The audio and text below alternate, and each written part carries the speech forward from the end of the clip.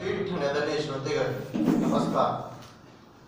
13व्या शतकाच्या सुरुवातीला या महाराष्ट्राच्या मातीमध्ये अशी एक चळवळ उभी राहिली, ज्या चळवळीचं आध्यात्मिक क्षेत्र हे देहू, आळंदी, पैठण असेल, परंतु त्या चळवळीचं कार्यक्षेत्र होतं हे प्रत्येक माणसाचं हृदय. म्हणजे ज्या काळात वेदांना फक्त मानवी मनाच्या ओठांचा स्पर्श होत होता, त्या काळात माणसाचा स्पर्श हा माणसाला विटाळ वाटत होता. त्या काळामध्ये महाराष्ट्राच्या मातीमध्ये अशी एक चळवळ उभी राहिली, ज्या चळवळीनं माणसाच्या हृदयाला माणसाच्या हृदयाची जोड देण्याचं काम केलं. त्या चळवळीनं वारी नावाची सक्रिय संकल्पना या महाराष्ट्राच्या मातीमध्ये रुजवली. त्या चळवळीचं कार्य जर एका वाक्यात सांगायचं झालं तर सत्व आणि तत्वहीन समाजामध्ये नवतत्वांची रुजवणूक करण्याचं काम ज्या चळवळीनं केलं ना, आज त्या चळवळीवरती मी या ठिकाणी बोलण्यासाठी उभा आहे. नमस्कार, मी विधाते योगेश नावनाथ विषय मांडतोय भक्ती तीच जी धर्माची कुंपण उद्ध्वस्त करते. तर मित्रांनो, 13व्या शतकाच्या सुरुवातीला संत ज्ञानेश्वरांनी या महाराष्ट्राच्या मातीमध्ये अभिव्यक्ती स्वातंत्र्य नावाच्या गोष्टीचा पाया असला. म्हणजे ज्या काळात साधे वेद वाचले, वेद ऐकले तरी काना शिसवलं जात होतं, त्या काळामध्ये चोखा मेळा नावाचा माणूस उभा राहतो आणि अभंग बोलू लागतो, अरे ऊस डोंगा परी रस नाही डोंगा काय भरला शिवरली रंगा. त्या चोखा मेळ्यांच्या घरात जन्मला संत कर्ममेळा असं म्हणतो.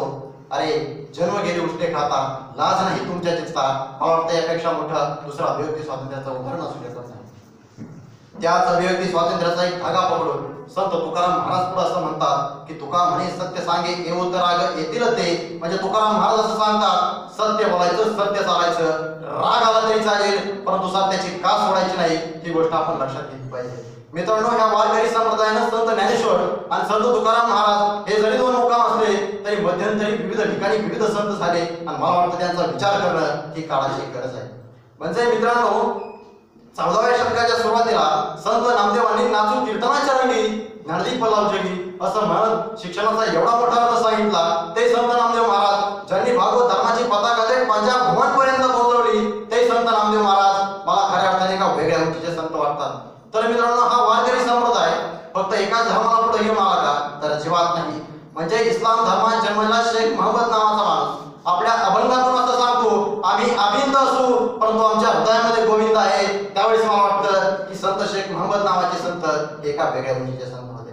तर मित्रांनो, कांदा मुळा भाजी अवघी विठाबाई माझी असं म्हणत आपल्या कामात आपला देव शोधणारे सावतामाळी, जे संत सावतामाळी आपल्या आयुष्यात कधीही पंढरपूरला गेले नाहीत, ते संत सावतामाळी मला खऱ्या अर्थाने विज्ञानवादी संत आणि एका वेगळ्या उंचीचे संत वाटतात. मित्रांनो, संत तुकाराम महाराजांनी भंग झालेल्या समाजाला अभंग दिले, शिवाय देणाऱ्या समाजाला अभय दिल्या. एकीकडे ज्ञानेश्वरांनी रेड्यामुखी भेद बोलवले, नाथांनी गाढवाला पाणी पाजलं, तर संत तुकाराम महाराजांनी एका निराधार वेश्येला अश्वेत करण्याचं काम केलं. ही गोष्ट आपण लक्षात घेतली पाहिजे. म्हणजे मित्रांनो, मला संत तुकाराम महाराज हे एका वेगळ्या उंचीचे का वाटतात, तर ओ हेनरी नावाच्या माणसानं जगातली पहिली लघुकथा लिहिली असं जागतिक दर्जावरती सांगितलं जातं. परंतु ज्यावेळेस मी बघतो की तुकारामांच्या एका अभंगावरती आज मला कित्येक मुलं पीएचडी करताना दिसतात, त्यावेळेस मला वाटतं की संत तुकाराम महाराज हे एका वेगळ्या उंचीचे संत आहेत. तर मित्रांनो, जीव नावाचा कवी असं म्हणतो, मला जागतिक दर्जाचे टॉप कवी निवडायचे झाले तर मी पहिलं संत तुकाराम महाराजांना निवडले. यावरून लक्षात येतं की संत तुकाराम महाराज हे एका वेगळ्या उंचीचे आहेत.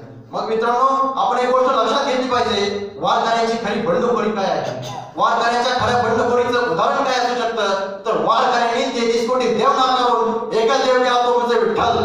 तुम्ही जागेतरी बालाजीला 15 फुटावरून दर्शन आहे, जागेतरी सिद्धिविनायकला 10 फुटावरून दर्शन आहे, जागेतरी शिर्डीला 5 फुटावरून दर्शन आहे. एक मेव देवस्थान आहे विठ्ठल, ज्याच्या पायावरती डायरेक्ट हाताने डोकं टेकवता येतं. ही गोष्ट आपण लक्षात घेतली पाहिजे. म्हणजे मित्रांनो, विषयाच्या शेवटाकडे जाताना आपण एक गोष्ट लक्षात घेतली पाहिजे, ज्या समाजाला कधी काळी मंदिरात प्रवेश नव्हता, त्या समाजातील लोक थेट संत पदापर्यंत पोहोचवले.